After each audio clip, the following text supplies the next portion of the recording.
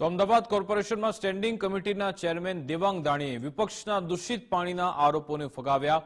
ગાંધીનગરમાં પાઇપલાઇનના કામ ચાલુ છે, 7 ઝોનમાં પાણીની પાઇપલાઇન બદલાઈ રહી છે તેવું દેવાંગ દાણીએ કહ્યું। દેવાંગ દાણીએ વિપક્ષના બેબુનિયાદ આરોપોની નિંદા કરી। પાણીના સેમ્પલની મોનિટરિંગ સતત ચાલુ છે।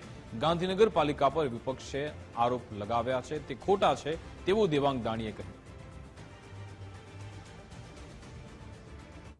વિપક્ષ દ્વારા બેબુનિયાદ આરોપો કરવામાં આવી રહ્યા છે। આ આરોપો વાહિયાત છે અને બેબુનિયાદ છે। મહાનગરપાલિકાની અંદર 7 ઝોનની અંદર ડ્રેનેજના અનેક રિહેબના કામો હાલમાં ચાલી રહ્યા છે। તદુપરાંત પૂર્ણ પણ થયા છે। તદુપરાંત મધ્ય ઝોન હોય કે બીજા ઝોનની અંદર પીવાના પાણીની હોય પાઇપલાઇન એ પણ સતત બદલવામાં આવી છે। અને આપણે વાત કરીએ કે પાણીના સેમ્પલ એનું ચેકિંગ પણ મોનિટરિંગ સતત કરવામાં આવતું હોય છે।